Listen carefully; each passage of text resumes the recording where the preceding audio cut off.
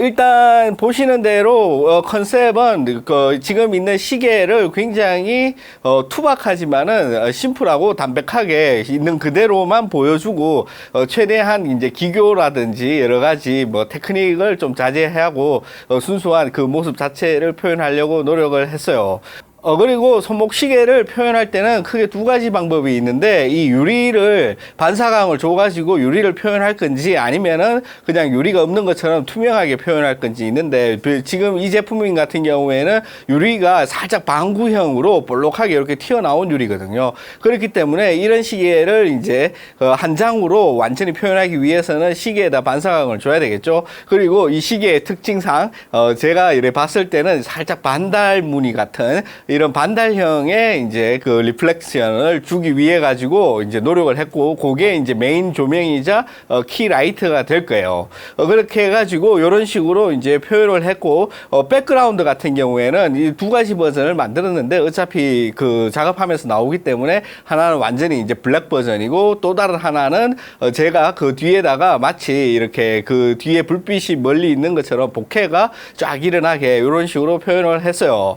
이렇게 해가지고 어떤 제품이 가지고 있는 그 의미를 최대한 함축적으로 이제 표현하려고 노력을 했다. 그리고 지금 보이시는 이 사진들은 전부 다 제가 이제 완전히 공개를 해가지고 누구나 사용할 수 있게끔 할 생각입니다. 딱 두 가지 규칙만 지키시면은 누구나 이제 쓸 수가 있게 이렇게 했는데, 첫 번째로 개인이, 단체가 아닌 개인이 비상업적인 용도로 사용할 때, 이때는 완전히 완전히 뭐 원하시는 대로 사용할 수가 있고, 두 번째는 포토샵의 소스라든지 어떤 변형, 지금 제가 만들어 놓은 이 사진에서 어떠한 변형도 가하지 않아야 된다. 이거를 만약에 여러분들이 변형되거나 뭐 어떤 포토샵 소스로 사용된 거 보시면은 바로 연락 주십시오. 제가 바로 치킨을 빵빵하게 쏴드리도록 하겠습니다. 아무튼 그 두 가지 점만 이제 주의를 하시면은 여러분들이 자유롭게 사용할 수 있다. 이렇게 보시면은 될 것 같아요.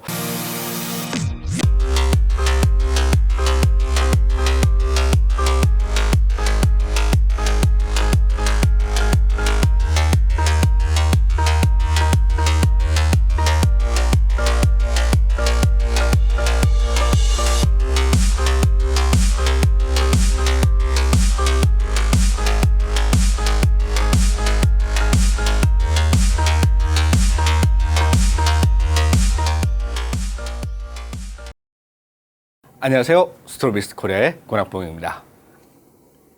네, 오늘은 여러분들 보시는 대로 시계를 한번 촬영해 볼 건데요. 시계를 촬영하는 데 있어 가지고 어떻게 이제 했는지 거기에 관해서 굉장히 자세하게 그렇게 말씀드려 볼 생각입니다. 우선 촬영 장비는 카메라 같은 경우에 이제 렌즈는 105mm 니콘 마이크로 렌즈를 썼고, 카메라는 이제 소니의 알파7 R4를 썼죠. 그리고 이제 조명은 고독스의 이제 조명을 사용을 했어요. 이 고독스가 뭐 지금 이런 것처럼 제품 촬영일 때는 프리뷰가 잘 안 보여서 그렇게 효율적이진 않지만은 그래도 선이 없기 때문에 편리하고 간편한 촬영을 위해 가지고 이렇게 준비를 했습니다. 아무튼 그리고 이제 테더링을 해가지고 여기 보이는 이제 컴퓨터 이 케이스가 안 와가지고 지금 거의 뭐 테스트 보드에다 지금 그냥 끼워놨는데, 이걸로 해가지고 이걸로 보면서 테더링 소프트웨어는 이제 캡처원을 썼고, 그 다음에 보정 소프트웨어는 라이트룸이랑 포토샵을 사용했습니다. 그 다음에 이제 소니 리모컨을 사용을 해가지고 여기 카메라에서 이제 직접 촬영을 해도 되고, 아니면 이제 테더링 소프트웨어에서 이제 촬영해도 되고, 리모컨으로 찍어도 되고. 그리고 이제 테이블은 그냥 검은색 아크릴판에다가 그 제가 만든 자작 테이블을 이용을 해가지고 이렇게 했고, 시계를 고정시키기 위한 프레임 같은 경우에는 일반적으로 시계 가게에서 전시하는 그걸 썼어요. 이걸 새로 만들어 가지고 깔끔하게 했어야 되는데, 어차피 포토샵으로 따낼 거라 가지고 전시용 그 디스플레이 케이스를 사용해 봤습니다. 보시는 대로 이런 제품 촬영 같은 경우에는 일단 어떻게든지 얘를 갖다 놔야지, 뭐가 보여야지 촬영을 시작할 수 있겠죠. 그래서 아무 생각 없이 그냥 조명을 하나 갖다 놓고 이렇게 시계를 올려놓고 촬영을 해보시면 됩니다. 여기서 이제 첫 번째로 가장 중요한 게 이제 어떻게 이제 얘를 포즈를 잡을 것인가, 그 부분이 이제 굉장히 중요해요. 그래서 이제 포즈, 그러니까는 사진 안에서 프레임을 구성하는 구도를 잡는 거죠. 시계의 구도를 잡는데 집중을 하고, 이게 사진이 못 나왔다 잘 나왔다 이런 거는 지금 단계에서는 전혀 생각할 필요가 없습니다. 그렇게 해가지고 이렇게 여러 가지 많은 촬영을 해가지고 원하는 그런 그 구도라든지 어떤 프레임을 결정을 했을 경우에 이제 본격적으로 조명을 이용을 해가지고 이거를 이제 표현을 해 나가면은 돼요.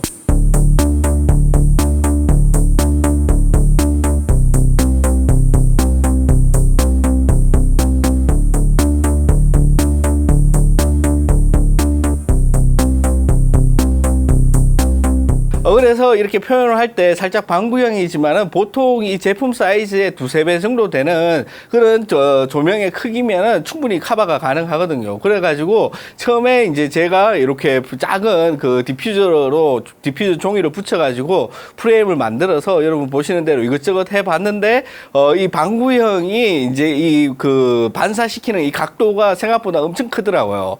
제가 봤을 때는 한 90도 정도 돼가지고 이 제품 크기의 한 3배 정도면은 충분히 커버 가능할 것 같았는데 결론적으로 보니까 훨씬 더 많이 커버가 됐다. 그래서 제가 자동으로 만든 이 디퓨저는 사용하지 않기로 했습니다. 이렇게 어떤 표현을 해 나갈 때 방법은 정말 여러 갈래요. 정말 여러 갈래인데 제가 여러분들한테 보여주는 거는 이렇게 딱 맞았던, 제가 여러 가지 시도를 해보고 그 중에서 이런 결과물을 만들었을 때 딱 오케이가 됐던 그 길로만 하나만 보여주면은 여러분들이 와, 항상 이렇게 그 전문가는 바로 그냥 찾아가는구나, 길을 헤매지 않는구나 이렇게 생각할 수도 있지만은 여러분들 보시는 대로 누구나 이런 여러 가지 시도를 해보고 거기서 결정을 하고 잘못된 길이면은 빨리 포기하고 돌아와서 다시 시작하는 이런 것들이 있기 때문에 제가 이렇게 컷하지 않고 이렇게 보여주는 겁니다. 이렇게 해서 이제 어떻게 방향을 찾아가는지 거기에 관해서 이제 알아보시면 될 것 같아요.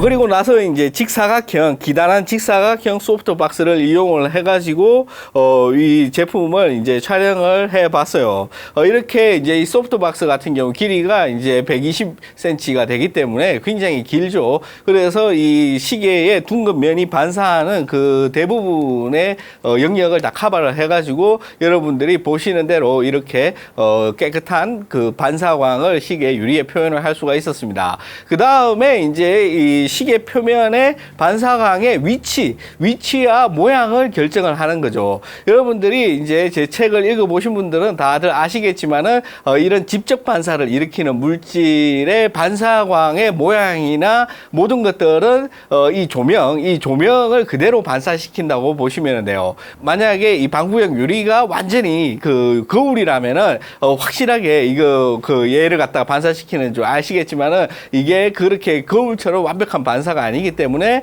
일반적으로 이 하이라이트가 어디서 왔는지 그것만 아신다면은 제품을 촬영하실 때 굉장히 다양한 어떤 그 응용이 가능하실 거라고 보면 돼요.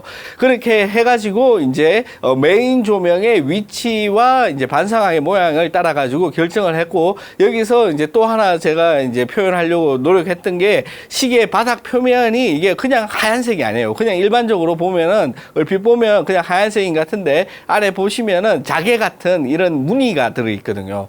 이런 무늬가 이제 날아가지 않게 그거를 잘 표현할 수 있는 각도와 이 그 두 가지 그 반사광, 유리 표면의 반사광, 반달 모양의 반사광을 굉장히 두 가지 다 잡을 수 있는 그런 위치에다가 제가 놓을 수 있도록 최선을 다했다. 이렇게 보시면 될 것 같습니다. 아무튼 이렇게 이제 이런 과정을 거쳐 가지고 최종적으로 이제 메인 조명의 위치를 결정을 했어요.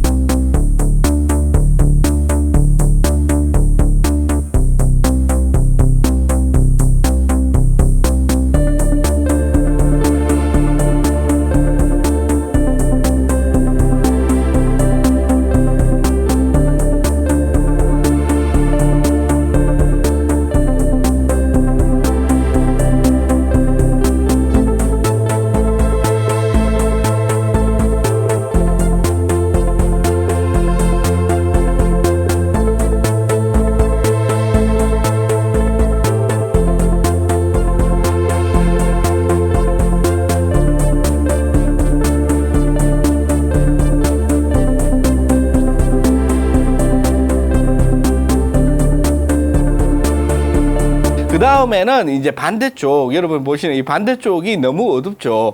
이런 부분에 이제 완전히 어두우면은 형태가 없어지니까는 이쪽 부분을 어느 정도 표현할 수 있도록 몇 가지 이제 해봤어요. 그래서 아까 잘라놓은 그 반사광용 제가 만든 그 디퓨저 종이를 옆에 놔두니까는 어느 정도 반사는 되는데 이게 생각보다 반사광이 적어가지고 그렇게 밝게 표현이 안 됐어요. 그래서 따로 또 긴 직사각형 그 소프트박스를 옆에다가 걸어가지고 여러분들이 이렇게 어둡게 표현되는 그 부분을 조금 더 밝게 이렇게 표현할 수 있도록 했습니다. 이런 식으로 이제 해가지고 광량을 살짝 조정을 하고 최종적인 어떤 이미지가 이제 나왔습니다. 최종적인 이미지가 나왔으면은 이렇게 이제 작은 물체인 같은 경우에 이제 포커스 스태킹 촬영을 해야 되죠. 그거를 제가 미리 알고 이 포커스 스태킹용 슬라이드를 카메라에 달아야 됐는데 그게 이제 까먹고 안 했기 때문에 그냥 손으로 잡고 이게 일정 초점이 맞는 부분대로 쭉 끊어가지고 이렇게 8장, 9장 정도를 촬영을 해서 이제 최종적으로 7장만 이제 쓰기로 한 거예요.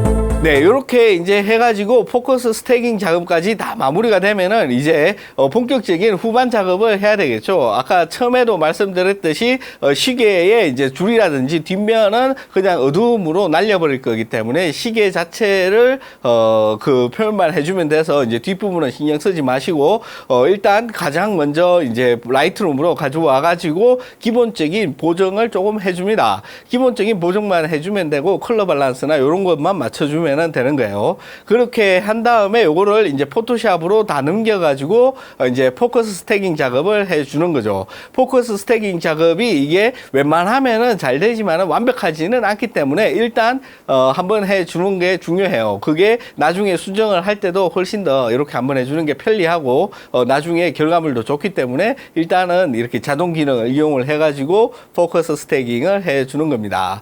물론 요즘 카메라에서 뭐 이런 거를 카메라 안에서 해주는 게 있다 이러는데 그런 것들 써보면은 다 내가 하는 것만 못해. 그래가지고 쭈빼기 저는 직접 다 합니다. 아무튼 그래서 이렇게 포커스 스태깅이 완성이 됐으면은 이런 제품 사진일 경우에 가장 중요한 게 깔끔한 표현이죠. 그래서 아무리 이렇게 시계를 잘 닦아 가지고 이렇게 촬영을 한다고 하더라도 미세한 이런 먼지라든지 결함들은 사진에 나올 수밖에 없어요. 그래 가지고 이런 것들을 꼼꼼하게 하나하나씩 다 처리를 해주고 여러분들이 사진에 표현이 됐더라도 굳이 이 사진에서 도움이 되지 않는 그런 반사광 같은 같은 경우에는 과감하게 삭제를 해준다든지 혹은 따로 표현을 다르게 깨끗하게 바꿔준다든지 이런 작업을 해야 되죠.